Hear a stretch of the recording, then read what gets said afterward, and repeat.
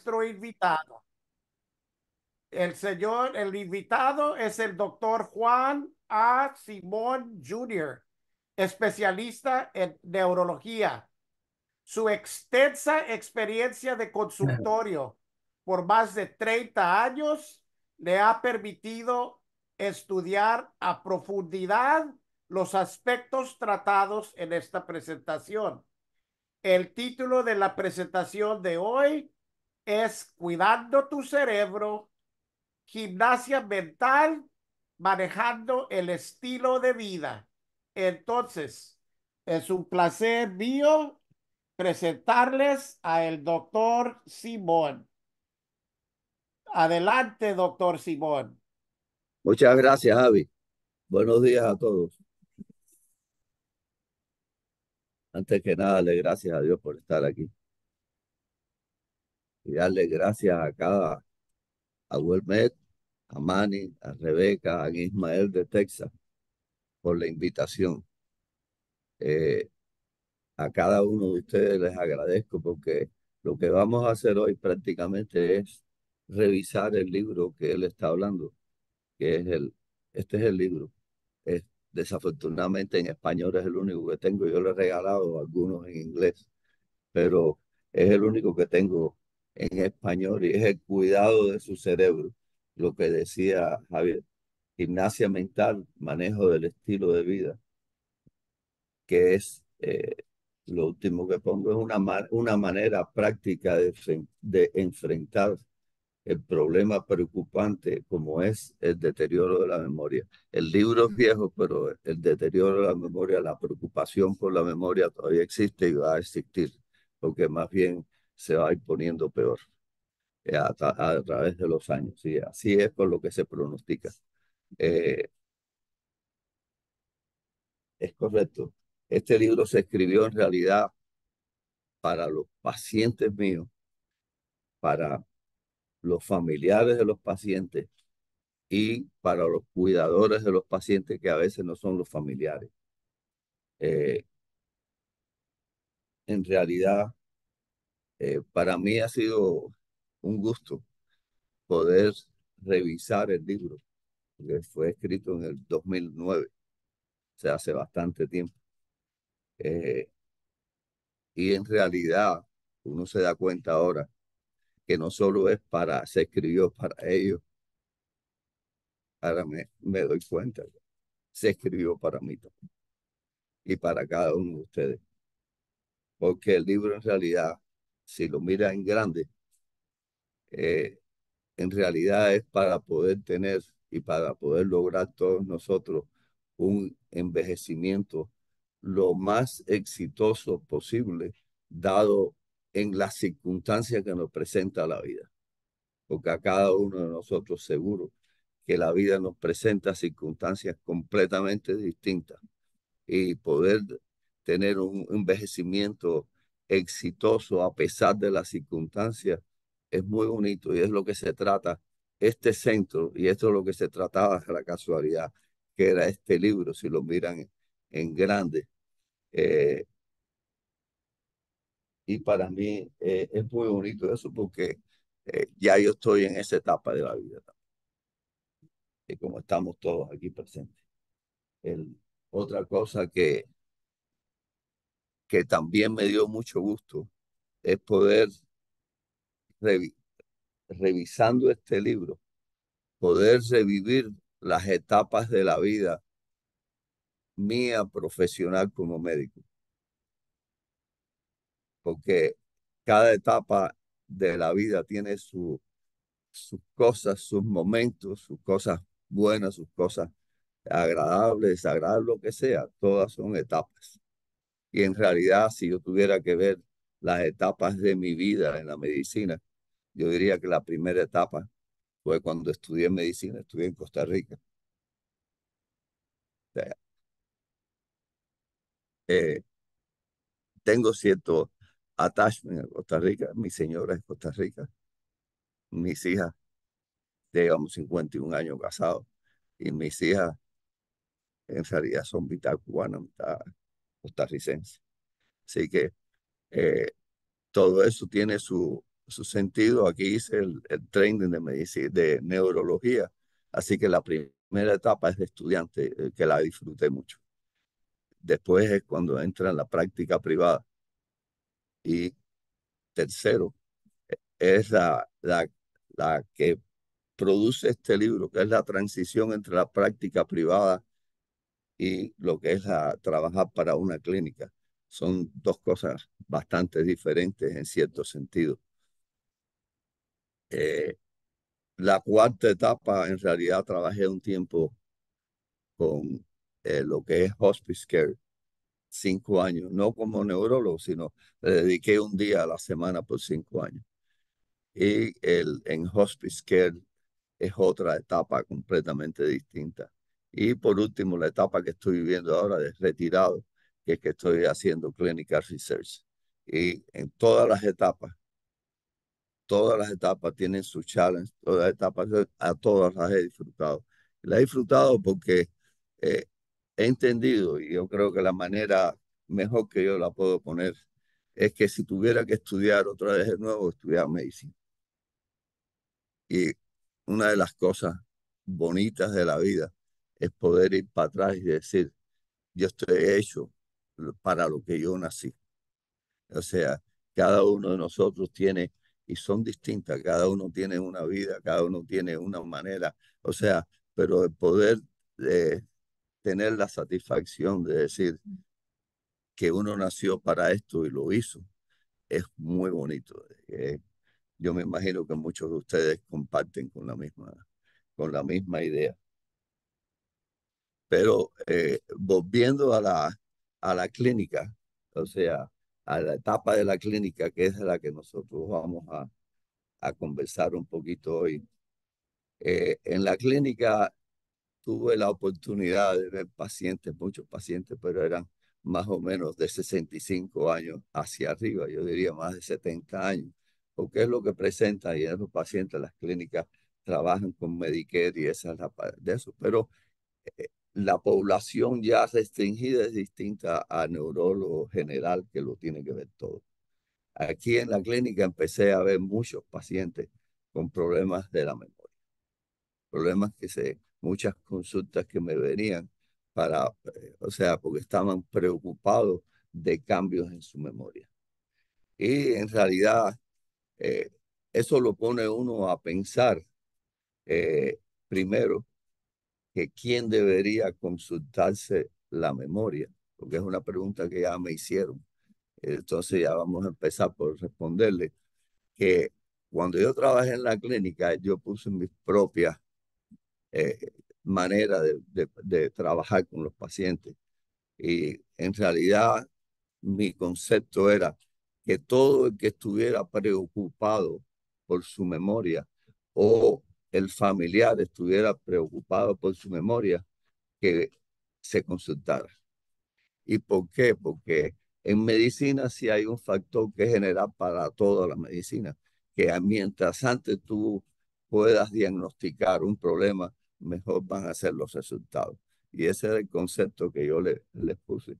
Eh, Vi muchos pacientes que venían a la consulta a evaluarse la memoria y en realidad cuando le hacías todas las pruebas de la memoria, las pruebas que nosotros hacemos, no solo de la memoria, sino de distintas funciones mentales, no calificaban para dar memoria, para dar medicina, sino sencillamente no tenían los suficientes signos para, para tener que dar medicina, los ponía normales o normales para la edad. Y así fue pasando, pero también muchos pacientes que vi calificaban para darle medicina. Y al darle medicina, estamos hablando de las medicinas que existían en ese momento. Y en realidad, si uno se pone a pensar, o sea, mirando para atrás, me era más fácil ver pacientes, desde el punto de vista mío, de pacientes que ya tenían problemas de la memoria, porque es más específico. Estos son los medicamentos que se dan, esto es lo que tiene que hacer, tomarlo de tal manera, y punto. Mientras que los pacientes que en realidad venían preocupados de la memoria, pero no le daba yo ningún medicamento porque no lo necesitaban, eh, era más problemático, porque entonces uno se pone a pensar, ¿y qué hago con estos pacientes si de verdad están preocupados? Y ahí, para, para esta charla, yo los voy a dividir en dos.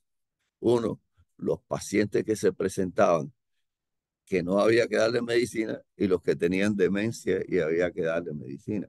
Y es más fácil de esa manera, porque si no se mezclan mucho las cosas y las indicaciones. Eh, Comenzando con los pacientes que se venían preocupados, familiar preocupados, pero que no tenían la necesidad de la medicina. Eh, Ahí tuve que pensar qué hacer y para empezar, lo que hice con todos los pacientes que venían a consultarse por la memoria, primero los empecé a ver cada 3 meses. En la práctica privada uno ve mucho más, le da mucho más tiempo. Cada 3 meses, tanto los que necesitaban como no necesitaban medicina. Y nada más que voy a hacer una pequeña aclaración en esto, porque ya yo he oído mucha parte de la medicina. Eh, Cuando digo que lo voy a ver cada 3 meses, que es un poco más frecuente que lo correcto, cuando uno trabaja en la clínica, no le pagan a uno por la cantidad de pacientes que ven, sino trabaja por el día o por un salario. Lo que quiere decir que, gracias a Dios, me quité todo lo que era el concepto económico de la medicina, sino que lo único que yo estaba haciendo era viendo pacientes y solamente concentrado en los pacientes. Nada que ver con la economía o la parte económica de la medicina, porque no la necesitaba tampoco. Eso es el problema de la práctica privada. Entonces, eh, sin más, otra cosa que le exigía a todos los pacientes que venían es que vinieran con el familiar o un acompañante que supiera su historia. ¿Y por qué? Porque en la historia del paciente con la memoria es extremadamente importante el que viene con el paciente, porque muchas veces sabe más del paciente y el paciente no se está dando cuenta y omite muchas cosas, y esa información solo se obtiene con el que está al lado. El que está al lado te puede hablar de muchas cosas que el paciente no te habla. Con el tiempo, y no en ese momento, con el tiempo me fui dando cuenta que no solo era importante el paciente, sino el que acompañaba al paciente. Y no solo por la información que me traía, sino por el efecto que tienen las enfermedades en los cuidadores del paciente, ya sean familiares o no. Tienen un efecto grande en el paciente. Y a medida que uno va entrando en este tipo de procesos en que la mente se va afectando y que vamos entrando en procesos de demencia, el cuidador, el peso en el cuidador se va haciendo cada vez más grande, porque llegan a demandar mucho trabajo. Así que eh, ya estableciendo eso y trabajando con ese tipo de pacientes, la próxima cosa que tuve que hacer o que hice fue que, como los estaba viendo 3 meses, me pusieron muchos pacientes, empecé a ver muchos pacientes, empecé a coger una libretica y a anotar cosas que yo encontraba en los pacientes. O sea, iba poniendo mis cositas y algunas cosas las iba rellenando con algo de la literatura, iba formando en esa libretica, fui trabajando poco a poco y poniendo cosas y poniendo cosas. Un día mi señora me encontró con la libretica y los estos y los papelitos, y porque yo tenía papelitos y después los escribía, y ella fue la que me dijo: oye, tú tienes tantas cosas aquí, porque tú no publicas un libro y lo pones todo y a lo mejor sacas? Y ese fue la verdad, el nacimiento del libro. Es con mi señora. No era la intención mía, cuando yo estaba haciendo, la intención mía era ver qué más yo podía hacer por ese grupo de pacientes. Y en realidad, una vez que ya tuve muchos datos y que empecé a ver cómo era el problema, primero, eh, noté que de ese grupo que yo estaba siguiendo, esta es la primera grande observación que yo tuve, que de ese grupo que yo tenía, que no tenía que darle medicamentos, que estaban normales o que eran cambios de la edad, y yo puse otra categoría, cambios leves, cognitivos o intelectuales. Esas fueron las que yo tenía en esa categoría. De ese grupo, algunos pacientes me pasaban de ese grupo a los grupos de demencia que necesitaban medicamentos. Y eso, claro, eso te pone a pensar. Y yo estoy mirando para atrás de todo ese grupo y ahora me doy cuenta que algunos van a pasar, pero te pone a pensar y dices, ¿y quiénes me van a pasar de aquí? ¿Están bien? ¿Cómo yo voy a saber quiénes van a pasar aquí? Entonces, todo eso uno empieza a evolucionar y buscar información. Y entonces, el próximo paso es que me encontré también en la literatura que y cogí el Alzheimer como el ejemplo de que yo estaba siguiendo en esto, porque es lo que más hay. Y lo cogí de ejemplo. Entonces me puse a revisar un poco de Alzheimer y te encuentras en la literatura que el Alzheimer tiene una etapa silenciosa en la cual se presenta, pueden pasar 15 o 20 años en que ya uno está cambiando las estructuras del cerebro antes de que aparezcan los síntomas. Entonces, ya uno puede decir, bueno, de estos pacientes que yo estoy viendo, posiblemente algunos ya tengan esos cambios. Eso te empieza a abrir, pero te empieza a pensar también en qué hacer con esos pacientes que no le puedes dar medicina, porque no está aprobado para darle la medicina. Entonces empiezas a pensar en eh, prevención. ¿Cómo yo hago en esas para prevención? No para prevenir la enfermedad, porque eso no, en realidad todavía no existe. Perdonen un segundito. Eh, eh, eh, el problema es cómo uno puede empezar a tratar con algo con esos pacientes y, y saber más o menos, o sea, hacer algo con ese tipo de pacientes que algunos van a pasar. Y ahí hablando ¿cómo se llama esto? De la prevención o del retraso de la enfermedad, que venga más atrás o que venga más lenta la enfermedad. Y ahí es donde uno empieza a pensar y yo decía, ¿qué voy a hacer con esto? ¿Cómo hago? Y ahí empecé a revisar otra vez lo que es las cosas que habían salido del Alzheimer. Y en las cosas que habían salido del Alzheimer, ya estaban hablando de etapa, sí, ya ve que me moví, pero ya todavía volví.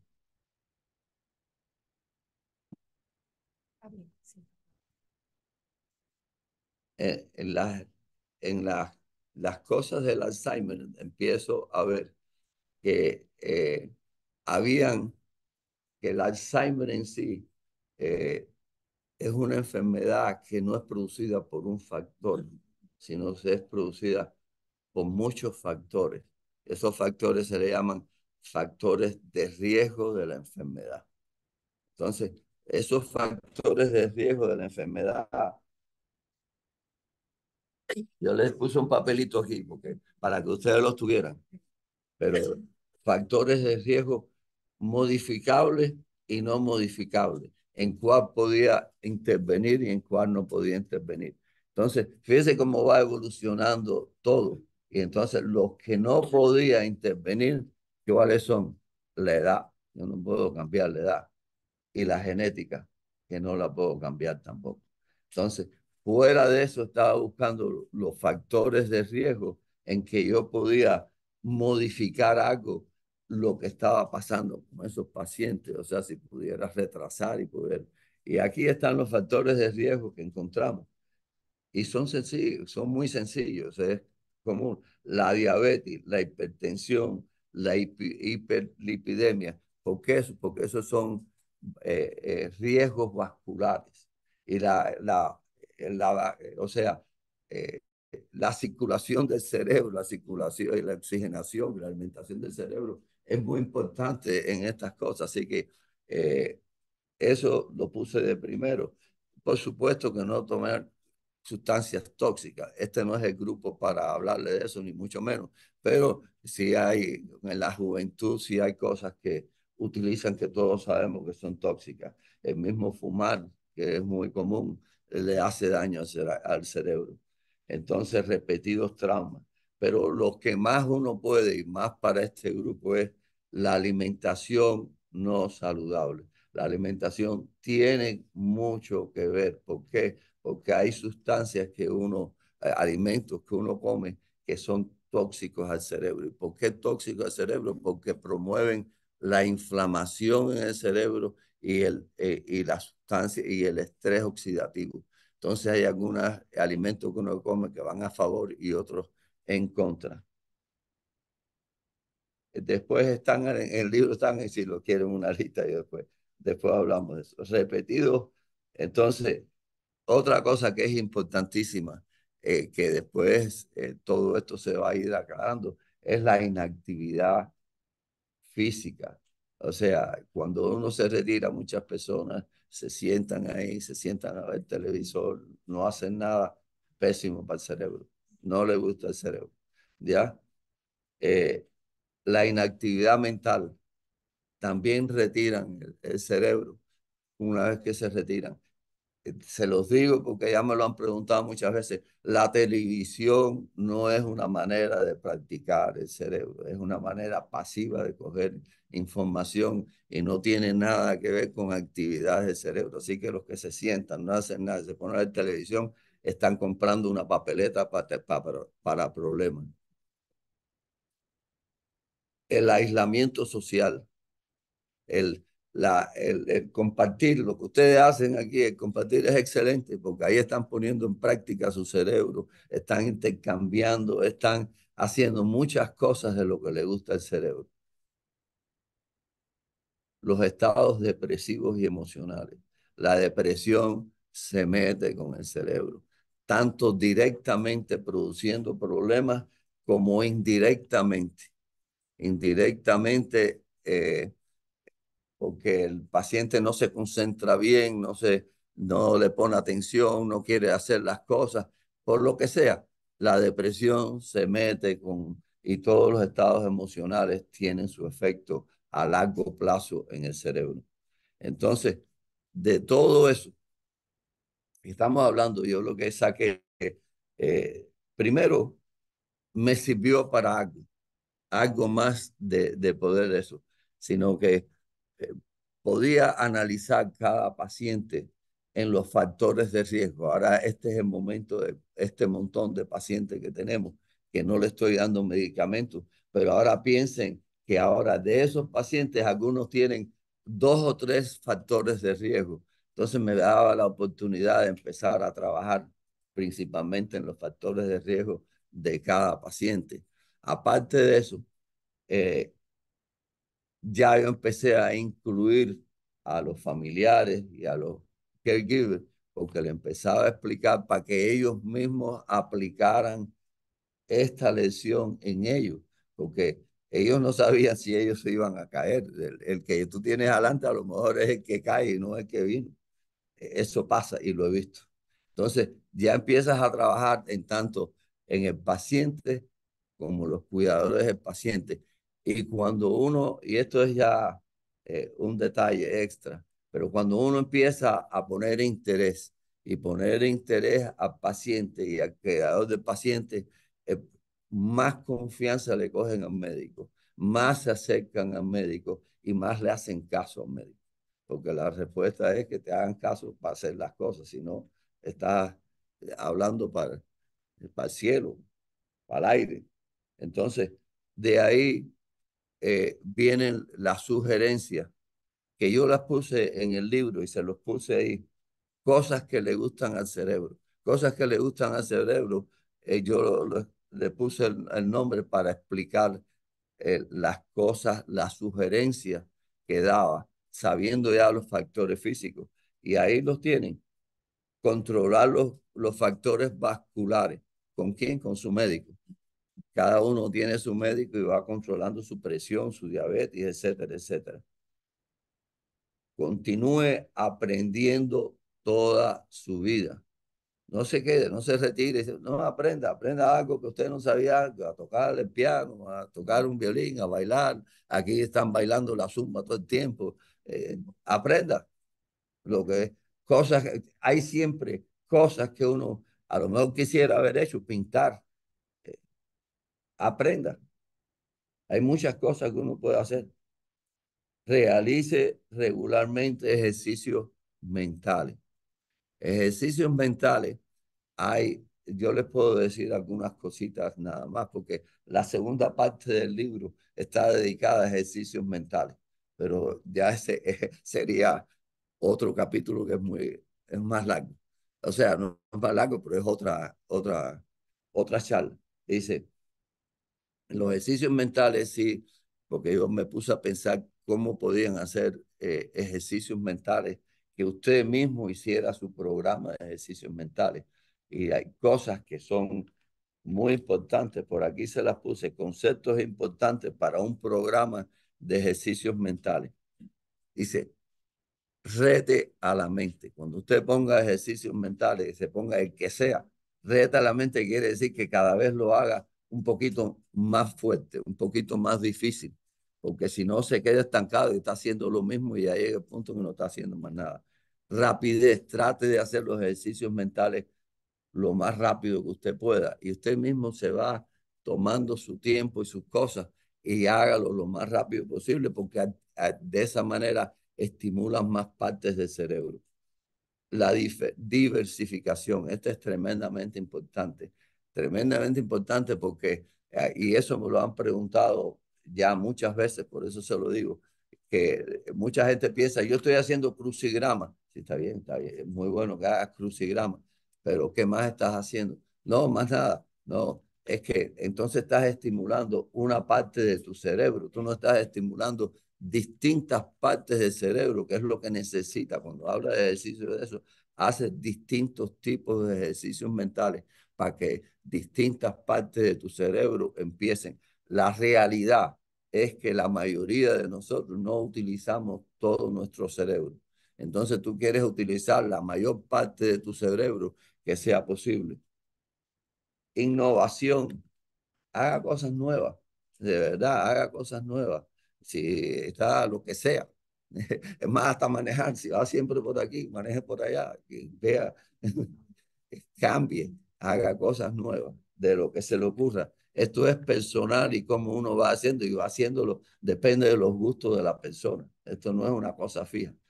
Yo puse muchos ejemplos de distintos tipos de ejercicios. Es más, yo incluí ejercicios sobre las funciones mentales. O sea, quiere decir que si quieres estimular la atención, haz este tipo de ejercicio. Si quieres estimular la asociación, haz este tipo de ejercicio. La repetición, haz este tipo. Todo eso está en el libro y con ejemplos y todo, pero es la segunda parte.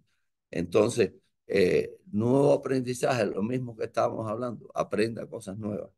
Eh, y todo esto es sumamente importante. Cuando eh, yo pensé hacer esto, en realidad ya empecé a tener algo que darle a ese grupo de pacientes y ya empecé a trabajar con ellos. Yo lo sigo, pero háganme esto, revisemos cuáles son sus factores de riesgo, trabajemos en los factores de riesgo, háganme todo esto que estamos hablando y yo los voy a seguir cada 3 meses y voy a ver qué pasa con ustedes. Eh, Eso en realidad, y esto es un paréntesis, en la clínica que estaba trabajando, le empezó a gustar a los mismos médicos primarios que me mandaban los pacientes, que es el problema que me mandaban más pacientes. O sea, tenía más trabajo, pero eso no me importa porque yo estaba disfrutando lo que estaba haciendo y estaba creando algo, me sentía creando algo, así que eso no era problema para mí, al contrario, tenía más pacientes para ver cosas. Pero, ¿qué resultó de todo eso? Eh, Primero, que muchas de las cosas que estamos hablando no solo era para el cerebro, sino para el corazón y para la medicina general. O sea, era beneficioso para todo lo que es usted como persona en la parte médica.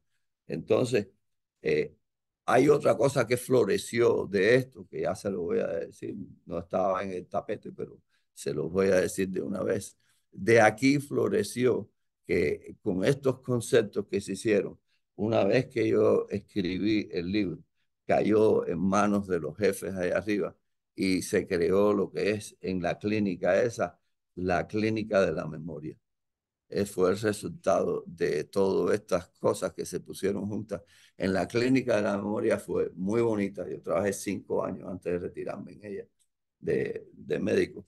En la clínica de la memoria tenía al neurólogo que estaba evaluando primero cómo llegan los pacientes, cómo entraban.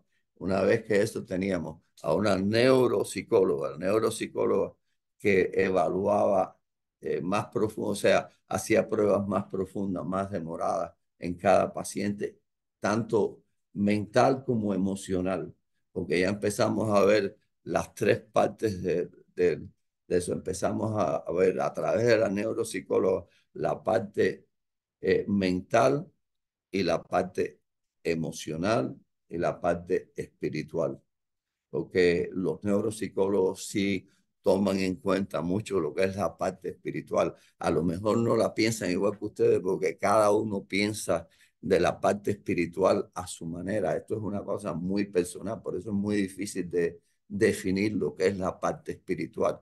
Pero sí empezamos, también se puso a un fisiatra y alguien que hacía physical therapy y a alguien que trataba la artritis, porque es muy común en las personas. O sea, se hizo en realidad la clínica una clínica en que estábamos viendo los distintos aspectos de la persona. Y entonces, ahí es muy obvio en esa clínica que nosotros estamos hablando de la parte física, mental y espiritual. Y solo yo les puedo decir y garantizar que para tener un envejecimiento exitoso se necesita tener saludable lo que es la parte física, mental y espiritual. Cada uno tiene sus ideas. De eso está basado este centro y yo lo felicito a este centro, a WebMed, que es un centro dedicado precisamente a eso. Y lo que le están ofreciendo a ustedes, que es donado, que es de gratis prácticamente, es bellísimo. Yo me pongo aquí y digo, esta es la realidad prácticamente de una parte grande del libro, porque ustedes están aquí haciendo actividad física, mental, espiritual, ya es una cosa personal, pero si yo lo miro de alguna manera, eh, yo básicamente la parte espiritual mía, personal, yo creo en Dios y lo mío está relacionado con la parte espiritual de Dios. O sea, es la parte mía, cada uno tiene su manera, hay uno que es en la música, la naturaleza, el canto, cada uno tiene su mundo. Lo único es que es la parte que te hace pensar en quién eres tú por dentro, tu parte interna, de cómo tú estás hecho. Y para mí es una parte bonita porque por lo menos en el Dios que yo creo, es un Dios de amor y misericordioso. Ustedes aquí aprenden a estar unidos, a ayudarse unos a los otros, a mostrar cariño y amor unos a los otros. Para mí eso es espiritual. Y ya, no, yo no tengo que irme allá a la estratosfera. Ahora, es correcto. Entonces, eh, yo creo que podemos pasar. ¿Cómo estamos en tiempo? Ok, entonces vamos a pasar directamente, porque es que esto tiene su tiempo limitado. Pero yo quisiera hablarle más y hacer la anécdota, pero no puedo. Pero vamos a pasar a la parte de los pacientes que hay que darle medicamentos. Eh, yo creo y en eso creo firmemente, que cuando tengo lo mismo, pacientes cuidador y familiar. Yo creo que siempre establecí que lo primero que yo quería hacer con cada paciente es educarlos un poquito, y es lo mismo que voy a hacer. Ya ustedes saben mucho porque hay mucha información afuera que ha salido en los últimos años, así que posiblemente yo no le diga nada nuevo, pero siempre hay algunas cosas que cómo las integran. Entonces, lo primero que yo quería que supieran, ahora que estamos hablando con pacientes que tienen demencia, ya que necesitan medicamentos, es que hay distintos tipos de demencia. La palabra demencia, y esa es la primera cosa que quiero aclarar, es cambios de las funciones mentales por daño cerebral. Pero no hace otra connotación que esa. Ahora, hay distintos tipos de demencia. A través de los años yo he visto muchos tipos de demencia, o sea, lo que yo le estoy hablando lo he visto. No lo voy a hablar de cada una porque es imposible, eso sería, cada una es una charla. Entonces, pero sí es importante ese concepto porque, por ejemplo, y les voy a decir algunas de las que he visto, aparte del Alzheimer, estamos hablando de frontotemporal demencia, que es degenerativa también. Lewy body demencia, degenerativa también. Eh, Demencia por hidrocéfalo, normal pressure hydrocéfalo, de presión normal de cerebro, no sé cómo se traduce, normal pressure hydrocéfalo. El, eh, Demencia por trauma, subduras hematomas que han llegado, infecciones. Eh, una que casi a veces no se ve tanto ya, pero yo la he visto bastante. Korsakoff, Wernicke-Korsakoff syndrome, falta de vitamina B1, falta de vitamina D1 que se ve más en los alcohólicos y en los desnutridos. Eh, Hay otra que es por deficiencia de vitamina B12, otra por deficiencia de ácido fólico. Entonces, todas esas cosas, cuando uno empieza a ver, o sea, ha visto todo ese tipo de gama de eso, es importante que cuando uno está valorando el paciente por primera vez, defina qué tipo de demencia está hablando. La más frecuente de todas es Alzheimer. Es 60 o 70% de todas las demencias. Y de esa es la que vamos a hablar un poquito más, porque las demás, en realidad les mencioné dos degenerativas, que los pacientes con problemas degenerativos no hay tanta respuesta en la medicina. Los demás son tratamientos específicos que uno puede poner un shunt para el hidrocéfalo, vitamina B1, que es la tiamina, la vitamina B12, ya son cosas específicas que uno trata, pero hay que saberlo, porque tú no quieres estar tratando a una paciente por Alzheimer y lo que tiene es una cosa curable completamente. Eso es un error garrafal y no quiere saberlo desde el principio. Entonces, lo que es el Alzheimer, que es degenerativa, es un problema degenerativo del sistema nervioso en que las células del cerebro se van deteriorando, se van atrofiando, van perdiendo su función y llegan a un punto de morirse. Y a medida que va progresando ese deterioro de las células del cerebro, que son las neuronas, se va perdiendo la función mental. Y la función mental no solo de la memoria, sino va perdiendo las funciones de muchas funciones intelectuales, atención, eh, todas las funciones de pensamiento, el juicio, es pensamiento abstracto, el comportamiento. Entonces va perdiendo y va por etapas, hasta el punto de prácticamente, eh, vamos a, no quiero llegar a mencionar los extremos, pero se llega a los extremos que no puede ni caminar, hay que ayudarlo para todo. Prácticamente se vuelven vegetales, si es la palabra que no me gusta usar, pero así es. Entonces, eh, en esos pacientes, básicamente lo que se ha hecho siempre es dar las medicinas corrientes, el Aricept, pues, la galantamina, racidina, o sea, el Excelón, todo ese tipo, eran tres, y la memantina, la menda, es lo que se daba. Últimamente, creo que a lo mejor en el último año ha salido un medicamento nuevo, porque estos los tenía yo desde antes. Ahora ha salido un medicamento nuevo, el Leqembi o Leqembi, pero ese medicamento primero es intravenoso y lo que ataca completamente distinto a todos los medicamentos anteriores. Este medicamento ataca las placas de amiloides dentro del cerebro.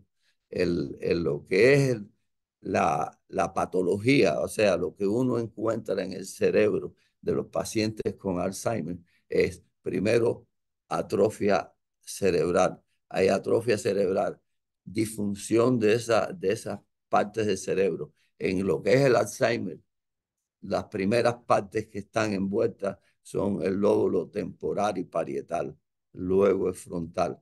En otras demencias generativas, en el Lewy body es el occipital, en el frontotemporal temporal y frontal. O sea, hay distintas regiones que va atacando la enfermedad degenerativa. En el Alzheimer son esas.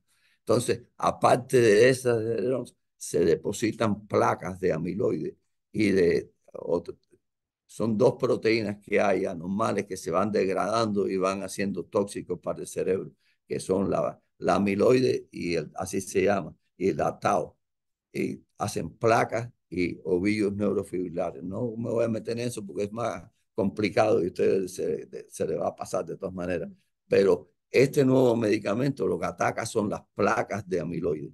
Entonces, ellos piensan que limpiando las placas, que se ha visto que en 3 meses se limpian bastante las placas, ahí están. Se usa en los pacientes leves de mild demencia. Todavía no hay estudios de largo plazo que yo sepa. O sea que hasta ahí yo ya no he tocado ese medicamento porque no me ha tocado. Es intravenoso 2 veces a la semana y se da el año entero. Hasta ahí les puedo decir. Eh, en eso quedamos. Ahora, todos estos pacientes, ya sabemos de los medicamentos.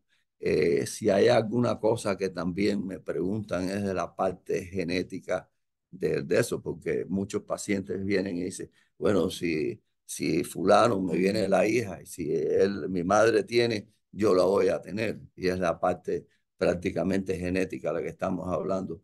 Sí hay un componente genético definitivo en el Alzheimer's disease. Hay 4 genes que están identificados hoy en día en el Alzheimer. Si lo quieres, lo quieres saber, se los digo, pero lo que importante es que hay 4 genes.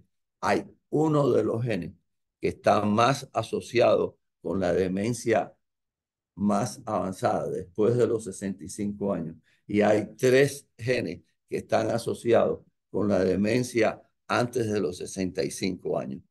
Antes de los 65 años, si usted me viene con la hija me pregunta, yo me fijo en qué edad empezó la demencia de la paciente. Las demencias que aparecen antes de los 65 años tienen un factor genético más fuerte que los que piensan después. No quiere decir que no lo tengan, quiere decir que es más débil. Ahora, otro concepto que es importante, el que lo tenga la madre, la hija no lo tiene que tener. Ahí hay cuidado porque para saber un poquito más de esto tendría que hacer los estudios genéticos y decirle, por ejemplo, si tiene un solo gene anormal o tiene 2 genes anormales o tiene una combinación. Mientras más combinación de genes tenga, más probabilidad que usted va a desarrollar. Pero ya eso son cosas personales. Pero no quería eso porque sí, mucha gente me preguntan sobre esa parte de la medicina y sí hay un componente. Ahora, fíjense otra cosa, porque voy a volver atrás porque ya posiblemente el tiempo se me está acabando.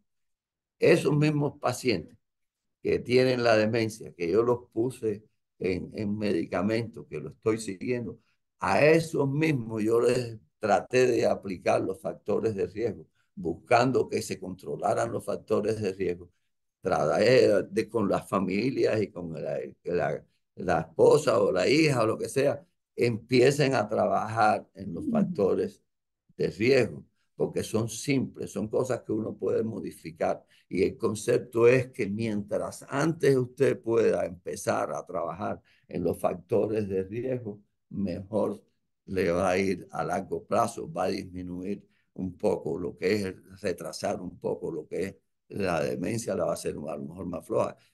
Eso no lo sabemos exactamente, pero sí yo le puedo decir que no hay razón por qué no entrar. Y conociendo que hay 15, 20 años antes de que usted la manifieste, con cambios micro, en que hay una cascada de cambios estructurales en el cerebro, con más razón, con más razón. Y si yo tuviera que poner un paso más adelante, yo le diría, empiece de que son los jóvenes, empiece con la juventud, empiece con sus hijos, con sus nietos, porque están en edad de aprovechar más estas cosas, porque ellos no saben a las largas con todas las cosas que están pasando. Yo no voy a mencionar nada de todo lo que está pasando, eh, pero en realidad le están haciendo a daño a su cerebro y a mí me preocupa de verdad que el futuro va a presentar mucho más problemas mentales y de memoria y de emocionales y de depresión y falta de comunicación de lo que estamos teniendo hoy en día. Hay una demencia que yo no les mencioné y no la mencioné porque se me pasó, no por otra cosa, que sí es importante, porque yo he hablado de la depresión y en la, si la encuentro aquí, pero no la voy a encontrar ahí. Pero sí le quería decir que uno encuentra mucha gente muy preocupada de las cosas de esta vida y nos preocupan las familiares, esto, lo otro, para acá. Es lo único que le puedo decir en todas estas cosas emocionales, que si usted puede resolverlo, preocúpese. Pero si usted no puede resolver un problema, déjeselo en manos de otro, haga eso, pero no se lo lleve usted porque usted no puede hacer nada. Y hay muchos pacientes en la depresión. Yo decía, porque yo los puse ahí, ahora quería por lo menos pasárselo. El, tómese vacaciones mentales, de vacaciones, póngase a una película en cosas que le gustan, miren para atrás. La vida ha tenido muchas etapas. Ya yo le dije las etapas mías de la vida como médico, pero yo tengo etapas familiares, tengo etapas de deporte, busquen algo que a usted le guste, hágase una película y cuando usted esté un poco tumbada y esto, lo otro, uno, póngase la película y dos, venga aquí, porque aquí se la van a quitar. Muchísimas gracias por toda la atención. Que Dios los bendiga a todos y si tienen preguntas. Muchísimas gracias, doctor Simón. Está claro a mí y estoy seguro que a las otras personas que nos escucharon que tenemos que tener más de estas pláticas porque es un tema de muchísima información y claro que hay mucho que se puede compartir. Yo no soy el que toma la decisión, ya ve que usted y yo hablamos meses atrás y apenas se está cumpliendo, ¿verdad? Pero yo voy a hacer todo lo posible para que podamos seguir teniendo sesiones con usted de otros temas sobre la área de las diferentes demencias y cosas de ese tipo, ¿verdad? Algo educativo. Pero yo me cargo de eso. Como ven Gracias. ustedes, ahí está la encuesta, está en español. Esperamos que por favor puedan responder a eso. Esto está en la pantalla, pero ustedes que están o escucharon al doctor Simón en persona, entiendo que Becky o Manny, no sé a cuál de ellos, lo va a distribuir allí en el cuarto. Si por favor nos dan sus opiniones. ¿Algo otra cosa, Minerva, que me falta compartir con con las personas? Ah, no al momento. Todo Yo bien. quiero aprovechar para decir algo, si es Diga, posible, Adelante. que en los pacientes de demencia hay algo que sí, y se lo escribí aquí, porque para mí yo creo que hay muchas sugerencias que uno le hace a los familiares de seguridad de actividad, todo lo que hemos hablado. Pero hay una que yo no hablé, que omití porque se me pasó, que para mí es sumamente importante, que es cómo es la comunicación que uno tiene con pacientes que tienen ya demencia. Y hay dos partes, cómo uno le habla y cómo uno le escucha. Yo se las puse aquí, no quiero pasar todo el tiempo en esto porque necesito las preguntas que me van a hacer, pero lean cuando lo escuchan, ponga la atención y demuestre que está interesado en escucharlo. Muéstrese paciente y demuestre confianza y seguridad. Dale tiempo para expresarse. Manténgase de esperanza positiva, de esperanza y ánimo. Dale valor, aunque sean pequeños logros y éxitos. Si el paciente confronta dificultades, ayúdelo. Y ese es cómo le escucha. Aquí también tiene cómo le habla. Haga contacto de ojo, hable despacio y claro, déle indicaciones sobre una sola cosa. Ellos no pueden manejar dos cosas al mismo tiempo. Eh, sea cauteloso dándole a escoger las cosas. No le diga, quiere tomar un baño, sino dice, es hora de tomar un baño. Hay muchos detalles. No argumente nunca con él. Tú no puedes argumentar con un paciente, nunca vas a llegar a nada. Lo único que vas a ponerlo es incómodo, frustrante. Acuérdate que el paciente tiene una enfermedad, pero hay una cosa que es importante, que no han perdido los sentimientos. Y uno le puede dañar los sentimientos a los pacientes que tienen el de eso. Y acuérdense de otra cosa, que aunque hayan perdido muchas funciones mentales, hay cosas que todavía ellos preservan porque esas partes del cerebro no están tan afectadas en ciertas etapas. Y, por ejemplo, uno se sorprende, pero, por ejemplo, a veces se pone a cantar, pueden bailar, pueden hacer cosas. Hagan cosas que sean lo que ellos tengan preservado y pónganle tiempo a eso. Y se van a evitar muchos problemas de comportamiento, de agresión, de insuficiencia. No digo más nada, doy tiempo, pero ahí está todo escrito para que usted lo lea. Tiempo para preguntas, si tienen alguna pregunta. Diga usted.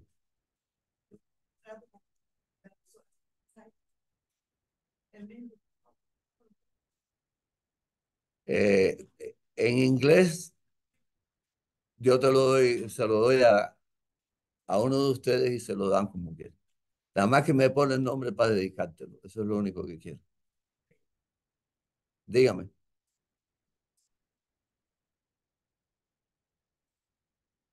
Bueno, yo le estoy diciendo que yo se los regalo con mucho gusto en inglés. Español es que no tengo. Pero en inglés se los regalo al que me ponga el nombre y yo se los regalo.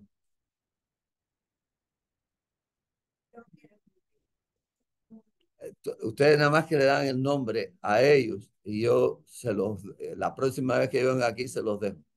Con muchísimo gusto. Dígame. Mira, eso es un tema un poco laquito, pero nada más que piensa que hay proteínas que son buenas y que son dañinas. Hay grasas que son buenas y son dañinas. Por ejemplo, las transgrasas son dañinas, otras son buenas. Entonces tú tienes que empezar a ver dónde están las grasas buenas y dónde están las grasas malas, dónde están las proteínas buenas y las proteínas en general, todo lo que está en cosas de verdura, de huevo, todas esas cosas son buenas. Ahí lo vas a encontrar, el mismo aguacate que antes se pensaba, tiene buena proteína y buena grasa. O sea, sí hay que mirarlo, pero sí existe lista en donde quiera que tú las pongas en el internet, la vas a encontrar. El agua es importantísima, hidratarse. Mucha gente de esta edad pierden el gusto, o sea, no sienten la sed y es importantísimo mantenerse hidratado. Así que en muchas frutas hay antioxidantes y los antioxidantes son buenos. Todo lo que es los cranberries y todos los blackberries, blueberries, todo eso es buenísimo. Así que hay mucha información, pero te pido que lo busques porque sí hay, y es muy importante. Dígame. Diga. Sí.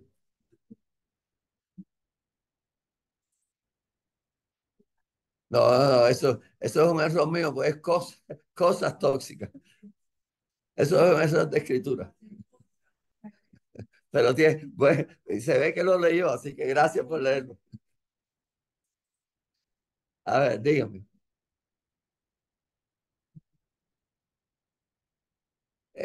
Mira, la concentración es un tema difícil porque hay problemas, hay pacientes que tienen en realidad enfermedades de la concentración.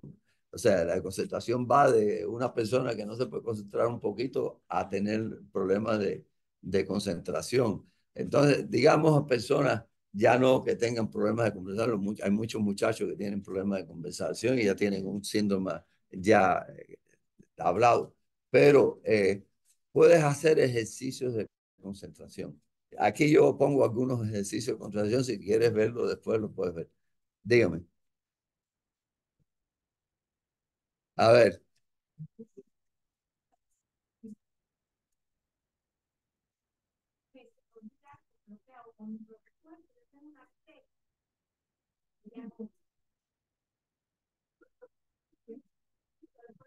ok, mira, te voy a poner una cosa porque es que es una pregunta más y ya. Mira, una sola cosita. Ahí en los papeles que yo le di, ahí, para que ustedes sepan, eh, en la segunda página, es que no se puede cubrir tanto, está el proceso típico de envejecimiento. Léelo y ve qué es lo apropiado, porque yo tuve que trabajar en esto, se los digo bastante, para poder sacar la información. Léete eso bien y ves que dónde estás. La última. ¿Cómo es? Sí, colesterol y triglicéridos. Correcto, ya estamos. Hay muchas. Muchísimas gracias. Permítame, doctor Simón, permítame. Nada más está alguien preguntando en el chat las vitaminas. ¿Dijo D12 o B B uno, bueno b 12 12? y vitamina D. O sea, B12 y ácido fólico, vitamina D ácido fólico, y vitamina ácido fólico. B1, que es la tiamina, vitamina B12 y la vitamina D. Esas Y son luego las folic que se acid. meten más con el cerebro. Y luego la otra pregunta del chat, ¿qué es el título de su libro en inglés y en español? Ok, en, en español es el cuidado de su cerebro ¿Ok? y en inglés Taking Care of Your Brain. Muy bien. Y me dieron una dirección que yo le proporciono a Becky o a Manny, porque ellos quieren también una copia como van a recibir los que están en persona, pero yo me encargo de eso. Y la última pregunta en el chat es, quisiera saber más sobre cómo podemos trabajar las diferentes partes del cerebro, como atención, memoria reciente. Eso probablemente vamos a tener que responder ah, a su tiempo, porque, como Mira, dijimos, lo que te ya puedo está decir es que la limitado. segunda parte del libro está dedicado a eso y hay ejercicios para cada función de la memoria, como los conceptos de cómo trabajar con la memoria. Así que eso sí Perfecto. está cubierto en el libro, pero ya, Bueno, y yo de todas maneras ya compartí en el chat, doctor Simón, mi correo en el WellMed, donde me pueden enviar cualquier pregunta y yo la hago a llegar a usted o a Becky o a quien sea. Pero ahí con viene mi muchísimo correo gusto. mío en el chat. Muchísimas gracias, con mucho gusto. Ok. Gracias a ambos. Espero tener más de estas presentaciones y que tengan muy bonito día. Bueno, lo propio. Gracias. Hasta